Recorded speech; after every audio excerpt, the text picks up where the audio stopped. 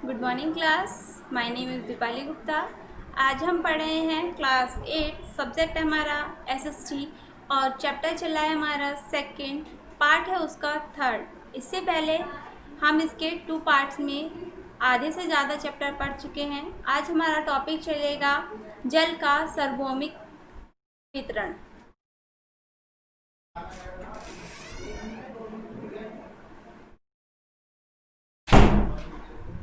Topic क्या है हमारा? जल का सार्वभौमिक वितरण। चलिए स्टार्ट करते हैं। स्टार्टिंग में मैंने आपको बताया था पृथ्वी का जो भाग है वो 70% से ऊपर जल से घिरा हुआ है और 30% जो है वो क्या है, हमारी भूमि है, जिसमें से आपके जो जल है उसमें से पीने योग्य सिर्फ 1% है, क्योंकि जो बाकी जल है वो पीने योग्य नहीं है। ऐसी भूमि है, कुछ भूमि कृषि योग्य है और कुछ नहीं है। चलिए पढ़ना स्टार्ट करते हैं। पृथ्वी का लगभग 71% भाग जल से घिरा है, लेकिन यह संपूर्ण जल उपयोग करने योग्य नहीं है। कुल जल का लगभग 97 भाग महासागरों तथा सागरों में से जो लवणयुक्त हैं तथा मानव प्रयोग के लिए उपयुक्त नहीं है। शेष जल का लगभग 3/4 भाग हिम तथा हिमनद के रूप में है। देखिए, जो पहाड़ बर्फ होता है, जब वो पिघलते हैं तो उससे हमें पीने योग्य पानी भी प्राप्त होता है उन्हीं की मदद से शेष बचा लगभग 1% जल भूतल जल, भूमिगत जल तथा जल वाष्प के रूप में वातावरण में विद्यमान है। अतः जल की इस उपयोगी मात्रा को सुनिश्चित करने की आवश्यकता है। देखिए, जो हमारा डायग्राम है आपको स्क्रीन पर दिखाई दे रहा होगा और आपकी बुक में भी होगा। इसमें हमें क्या दिखाया गया है, जो जल का चक्र है वो दिखाया गया है। कैसे? जो हमारे महासागर होते हैं, जल होते हैं, जब बहुत तेज़ गर्मी होती है तो वो क्या होता है, जल वाष्पीकरण की प्रक्रिया होती है और जल हमारा वाष्पित हो जाता है और वो क्या होता है, ऊपर जाके बादलों की शेप लेता है। वो बादल जब चलते हैं और पहाड़ों से टकराते हैं तो बारिश हो जाती है। ये हमारा जल चक्र होता है जो चलता रहता है। आगे पढ़ते हैं, चलिए। भूतल जल आसानी से उपलब्ध हो जाता है, यह मानव उपयोग के लिए उपयुक्त है। कुल जल का बहुत छोटा अंश लगभग 0.001% वातावरण में है। जल चक्र में जल की ये लघु मात्रा पृथ्वी पर जीवन संभव बनाने के लिए आवश्यक है। जल ठोस, द्रव तथा गैस अवस्था में पाया जाता है। पर्यावरण में उपस्थित जल की गैसीय अवस्था पृथ्वी पर वर्षण के रूप में शुद्ध जल उपलब्ध कराती है। शुद्ध जल पृथ्वी पर पाए जाने वाला बहुमूल्य संसाधन है। जल क्या है? हमारा संसाधन है। इस चीज़ को आप देखिए, जल क्या है? हमारा संसाधन है। ये आगे पढ़ते हैं। जल एक नवीनीकरण संसाधन है, हालांकि इसका सावधानीपूर्वक उपयोग करने की आवश्यकता है, क्योंकि बढ़ती जनसंख्या तथा जीवन के उच्च स्तर ने विश्व में जल अभाव की समस्या को उत्पन्न कर दिया है। विश्व में शुद्ध जल का वितरण असमान है, जिसका मुख्य कारण जलवायु है। देखिए, आपको पता होगा किसी इलाके में जल बहुत अधिक मतलब कि हमें आसानी से मिल जाता है, कहीं कहीं जल, पीने योग्य जल हमें मुश्किल से मिलता है। जैसे राजस्थान वगैरह कुछ एरिया हैं जहाँ पे हमें पीने योग्य पानी आसानी से नहीं प्राप्त होता। बहुत से क्षेत्रों में जल की अधिकता होती है, क्योंकि इन क्षेत्रों पर वर्षा का या वाष्पीकरण से अधिक होता है। ये क्षेत्र विषुवतीय क्षेत्रों जैसे उत्तरी गोलार्ध से 20 डिग्री उत्तर तथा दक्षिण गोलार्ध से 20 डिग्री दक्षिणार्ध के मध्य आते हैं। उत्तरी गोलार्ध में 20% उत्तरी एवं 40% उत्तरी के मध्य तथा दक्षिणी गोलार्ध में 20 डिग्री दक्षिण एवं 40 डिग्री दक्षिण के मध्य के क्षेत्रों में वाष्पीकरण वर्षण से कहीं अधिक होता है। इसके परिणाम स्वरूप यहाँ मरुस्थलों की संख्या अधिक है। उदाहरण के लिए उत्तरी गोलार्ध में सहारा, अरब एवं गोबी मरुस्थल, दक्षिण गोलार्ध में अटकामा, नामीबिया, कलाहरी एवं पश्चिमी ऑस्ट्रेलिया के मरुस्थल। देखिए, यहाँ पे जितने भी विश्व में मरुस्थल हैं उनके बारे में आपको बताया गया है। आगे हमारा टॉपिक आता है महाद्वीपों में जल का वितरण। ठीक है, चलिए इसे पढ़ते हैं। जल की असमानता मात्र विश्व में व्यापी नहीं है, यह असमानता महाद्वीपों में भी विद्यमान है। सबसे पहले हम एशिया के बारे में पढ़ेंगे। एशिया के पश्चिमी भाग में जल का अभाव है, जबकि अन्य भागों में जल संसाधनों की अधिकता है। जल का उपयोग यहाँ सिंचाई व विद्युत उत्पादन के लिए संतोषजनक रूप से किया गया है। भारत की नदियों के अलावा इस महाद्वीप की कुछ मुख्य नदियाँ हांगो, सिक्यांग, यंगतिक्यांग, ओग, येनिसे तथा लेना है। चलिए अब नेक्स्ट पेज पे आ जाइए। यहाँ तक हमने कर लिया। यहाँ पे आपको देखिए क्या दिखाया गया है, विषुवत रेखा, महासागर एवं प्रमुख नदियाँ भी दर्शाई गई हैं। आप इसे पढ़ लीजिएगा। अब हमारा टॉपिक आता है अफ्रीका। अफ्रीका में हमारा मरुस्थल क्षेत्र ज़्यादा पाया जाता है। चलिए इसे पढ़ते हैं। अफ्रीका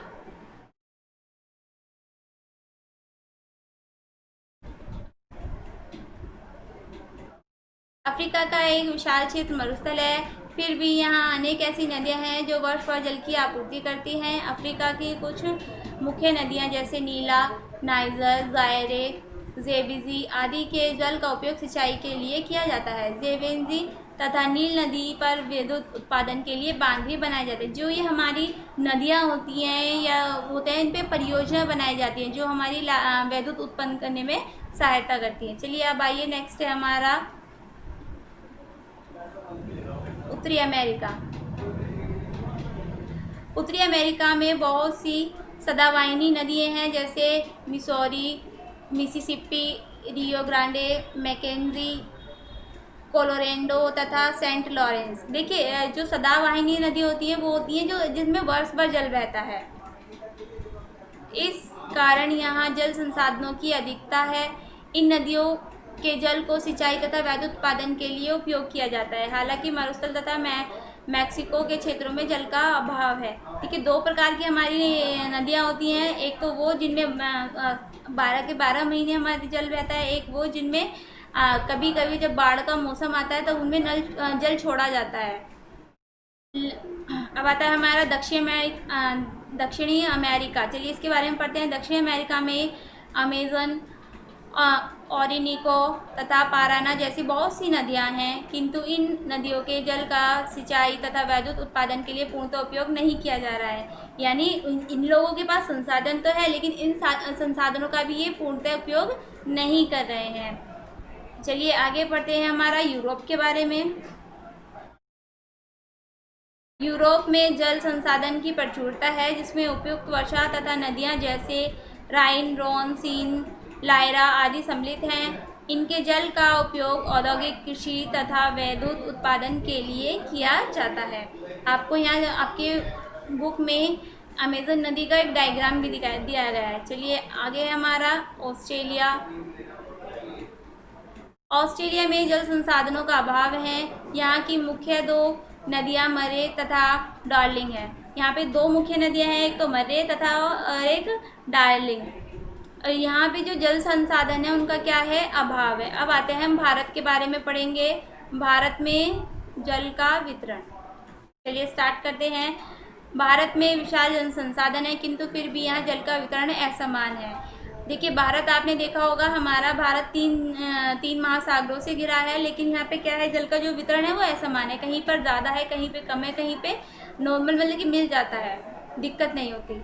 हमारे देश में मानसून व नदियाँ जल से दो मुख्य स्रोत हैं। नदियाँ उन क्षेत्रों में जल ले जाने में सहायक हैं जहाँ वर्षा का अभाव है। उत्तर में हिमालय से निकलने वाली अनेक सदाबहानी नदियाँ गंगा, यमुना, ब्रह्मपुत्र, सिंधु तथा इनकी सहायक नदियों ने उत्तरी मैदान को उपजाऊ बनाया है। उत्तरी प्रायद्वीप क्षेत्रों में भी अनेक नदियाँ विद्यमान हैं, यद्यपि उनमें से कुछ मौसमी प्रकृति की हैं। मौसमी प्राकृतिक नदियाँ वो होती हैं जिनमें अभी मैंने आपको बताया था वर्ष भर जल नहीं बहता, जिन्हें मौसम के अकॉर्डिंग खोला या बंद किया जाता है, जैसे नर्मदा, महानदी, तापी, कृष्णा, कावेरी आदि। नदियों के अतिरिक्त भारत में मानसून के दौरान उपयुक्त वर्षा होती है, यद्यपि चलिए नेक्स्ट पेज पे आते हैं। नेक्स्ट पेज निकालिए। यद्यपि यह एक सीमित समय अवधि लगभग वर्ष के 4 महीने ही होती है। यह वर्षा असमान होती है, जिसके परिणाम स्वरूप कुछ क्षेत्र बाढ़ग्रस्त हो जाते हैं तथा कुछ सूखाग्रस्त। अभी हमने पिछले उसमें बात की थी, जैसे अभी भी हम चैप्टर पढ़े हैं तो अभी बाढ़ आ रही है असम में, बिहार में, तो ये वर्षा का अनियंत्रण है। जहाँ जब वर्षा अधिक हो जाती है तो बाढ़ आ जाती है। संपूर्ण भारत में मानसून तथा नदियाँ सिंचाई के लिए जल आपूर्ति नहीं करती, इसलिए अन्य स्रोत जैसे नहरों, टैंकों, कुओं, नलकूपों आदि का उपयोग किया जाता है। कृषि में वर्षा के जल पे ही आश्रित नहीं रहते, क्योंकि वर्षा के अगर हम रहेंगे तो कृषि नहीं कर पाएंगे सही से, इसलिए नहरों की, टैंकों की और कुओं, नलकूपों के द्वारा हम क्या करते हैं, कृषि में उपयोग करते हैं। नहरें नदियों से निकाली जाती हैं, ये जलप्लावी तथा सदावाहिनी हो सकती हैं। जलप्लावी नहरों की स्रोत रूपी नदियों में बाढ़ आने पर ये नहरें जल में से भर जाती हैं, जबकि सदावाहिनी नहरें वर्ष भर जल प्रभावित करती हैं, क्योंकि ये सदावाहिनी नहरों से निकाली जाती है। मैदान नहरों की खुदाई के लिए उपयुक्त होते हैं, इसलिए उत्तर भारत में नहरों का एक विशाल जाल है। भारत की मुख्य नहरें पंजाब और हरियाणा में भाखड़ा नहर, सिंध नहर, पश्चिमी यमुना नहर एवं ऊपरी बड़ी दोवार नहर, उत्तर प्रदेश में पूर्वी यमुना नहर, ऊपरी गंगा नहर, निचली गंगा नहर, आगरा नहर एवं शारदा नहर तथा राजस्थान में इंदिरा गांधी नहर। इनके अतिरिक्त तटवर्ती मैदानों में भी नहरें बनाई गई हैं। ये नहरें हैं जो बनाई गई हैं, इनके बारे में हमने पढ़ा। दक्षिण भारत में नहरें खुदवाना सरल नहीं है, क्योंकि यहाँ का भूभाग चट्टानी है, अतः यहाँ वर्षा के जल को एकत्रित करने के लिए टैंक खुदवाए गए हैं, जिनका उपयोग शुष्क मौसम में किया जाता है। कुओं तथा नलकूपों का उपयोग भूमिगत जल का नलीकरण करने के लिए किया जाता है। यहाँ पे जो दक्षिण भारत है उसमें क्या है, हमारा पहाड़ी एरिया है, जहाँ पे नहर खुदवाना आसान नहीं है, इसलिए यहाँ पे क्या करते हैं, टैंकों का यूज़ करते हैं। अब आते हैं हम बांध, जो हमारी परियोजनाएं हैं उनके बारे में पढ़ते हैं। जल के असमान वितरण की दृष्टि से भारत में नदियों पर बांध या बहुउद्देशीय परियोजना का निर्माण किया गया है। बांध एक ही समय में कई उद्देश्य की पूर्ति करते हैं। इनका उपयोग सिंचाई, विद्युत उत्पादन, जल संग्रहण तथा जल की आपूर्ति के लिए किया जाता है, अतः इन्हें बहुउद्देशीय परियोजनाएं कहते हैं। ये मृदा अपरदन तथा बाढ़ को भी नियंत्रित करती है। वर्ष 2000 में विश्व बांध मॉडल की रिपोर्ट के अनुसार विश्व में 48,000 से अधिक विशाल बांध है, जिसमें से 2/3 बांध एशिया में है, जबकि विश्व के कुल बांधों में से 4300 बांध भारत में स्थित हैं। विश्व के कुल बांधों के आधे बांध चीन में स्थित है। देखिए, विश्व में जितने भी बांध हैं उसके आधे बांध कहाँ पर बताए गए हैं, चीन में। प्राय ऐसा कहा जाता है कि बांध पर्यावरण के लिए संकट है, हालांकि उनसे उत्सर्जित लाभों की दृष्टि से ये अत्यंत आवश्यक है। बांधों के निर्माण के कारण लोगों तथा जनजातियों का विस्थापन चुकाई जाने वाली एक छोटी कीमत है।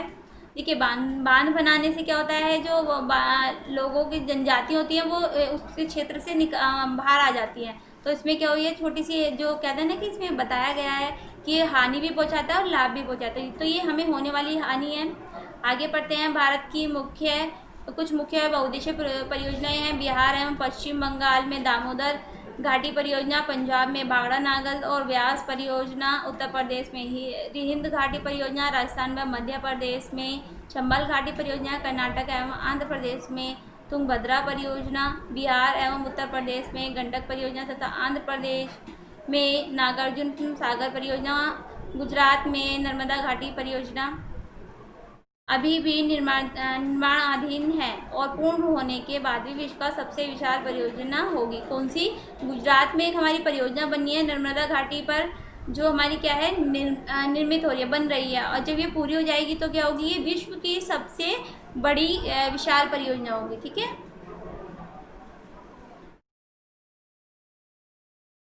अब आता है जल का अभाव। चलिए,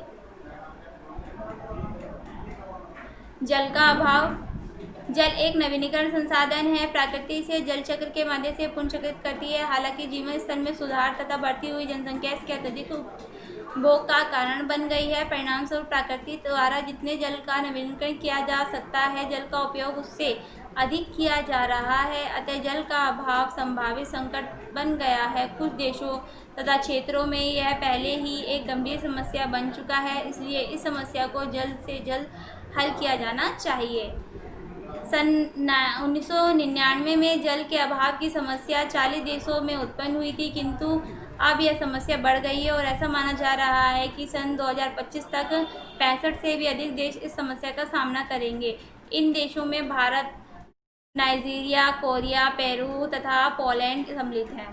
सामान्यतः जल के अभाव की समस्या का सामना करने वाले क्षेत्र या देश गरीबी से त्रस्त हैं। ये संभवतः सूखा तथा अन्य जल से संबंधित समस्याओं से जूझते हैं, क्योंकि ये जल के अभाव के कारण अन्य साधनों के माध्यम में जल प्राप्त करने में असमर्थ हैं। आर्थिक कारक अत्यधिक जल के अभाव को प्रभावित करते हैं। अफ्रीका व एशिया महाद्वीपों के गांवों तथा कस्बों में लोग मीलों दूर से जल लाते हैं। देखिए, कुछ ऐसे इलाके हैं जहां पर जल नहीं है, वहां लोग क्या करते हैं, मीलों दूर से जल लेकर आते हैं। अब आता है हमारा जल प्रदूषण। जल प्रदूषण प्रदूषण का ही एक भाग है।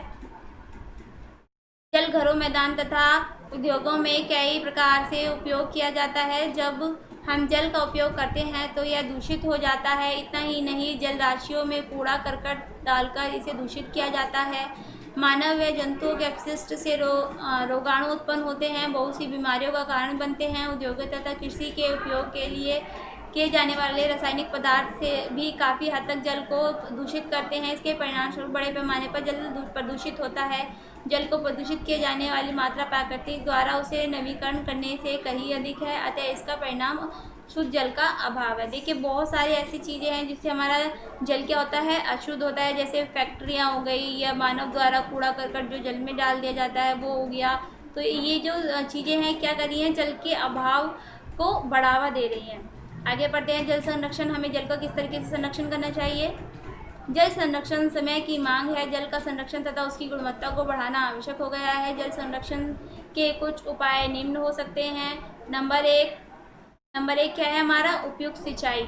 सिंचाई में अत्यधिक जल व्यय होता है, इसलिए सिंचाई के यही सही तरीके उपयोग करने चाहिए। नदियों की सभी दरारों, नहरों तथा बांधों की मरम्मत करवानी चाहिए। नदियों को विशाल क्षेत्रों में बाढ़ लाने से रोकने के लिए उपयोग करने चाहिए। फिर दूसरा है स्प्रिंकलर। शुष्क क्षेत्रों में जहां वाष्पीकरण की दर अधिक होती है, वहां सिंचाई के लिए टपकाव या छिड़काव विधि का प्रयोग किया जाना चाहिए। इस विधि में भूमिगत पाइप के द्वारा सीधे पौधों की जड़ों में जल दिया जाता है।